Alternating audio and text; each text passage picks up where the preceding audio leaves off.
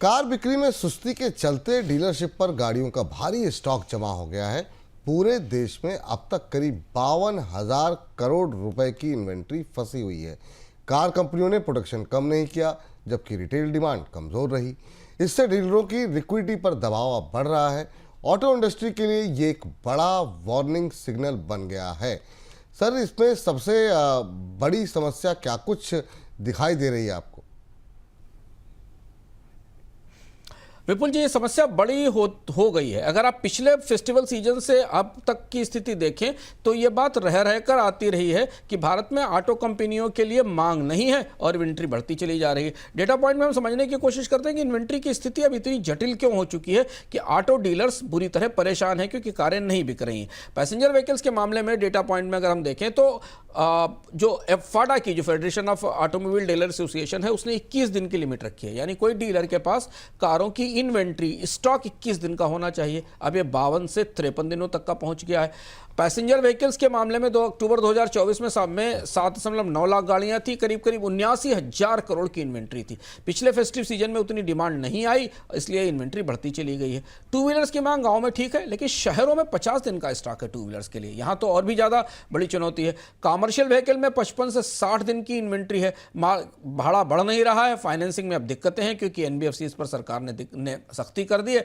बगैर एनबीएफसी के ट्रक्स को और कॉमर्शियल व्हीकल का फिनांस नहीं हो सकता है। ऐसी स्थिति में अब डीलर बुरी तरह फंसे हुए हैं, जबकि कंपनियां अपने प्रोडक्शन को बनाकर, अपनी कारों को बनाकर डीलर्स के पास भेज रही हैं। जी सर, अब यहाँ पर कोई समाधान दिखाई दे रहा है क्या? खास तौर से अगर डीलर्स के लिए अगर बात करें तो क्या समाधान है उनके पास? अब समाधान थोड़ा आसान नहीं है, क्योंकि बाजार में मांग नहीं है। जैसे आप देखें, एंट्री लेवल पर पैसेंजर व्हीकल में करीब 10% की गिरावट आई। जो सस्ती कारें हैं वो बिक नहीं रही हैं।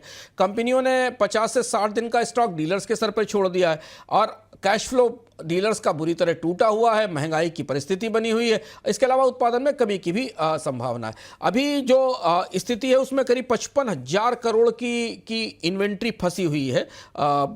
8 से 12% का डिस्काउंट कार कंपनियों को देना पड़ रहा है, और मार्जिन खत्म होने से मुनाफे दबाव में है। दूसरी चीज है कि कर्ज पर का संकट है। आरबीआई से फाडा ने मांग की है कि इन्वेंट्री फाइनेंसिंग पर सख्ती की जाए। उम्मीदें यही कि मानसून थोड़ा बहुत ठीक रहेगा, शहरों से थोड़ा रिकवरी होगी। लेकिन यहां जो सबसे बड़ी दुविधा विपुल जी दिख रही है वो ये है कि बैंक और डीलर अब एक किस्म के कर्ज ट्रैप में फंसते चले जा रहे हैं, क्योंकि डीलर कर्ज लेते हैं बैंकों से, और उस कर्ज के भुगतान के जरिए कंपनियों को ऑर्डर प्लेस करते हैं, और वो कारें आकर डीलर के शोरूम में खड़ी हो जाती हैं, और उसके बाद सामने ग्राहक नहीं मिलते। यही इन्वेंट्री बढ़ने की वजह है, और यही इन्वेंट्री बढ़ने का सबसे बड़ा संकट है। फाडा का यह कहना है कि अब किसी भी तरीके से बैंकों को डीलर्स को फिनांस करने से पहले 5 से 10 बार सोचना चाहिए, और जब सेल्स की गारंटी हो तभी फिनांसिंग की जाए। तो फाडा का इशारा यह है कि डीलर्स डेट ट्रैप में फंस रहे हैं।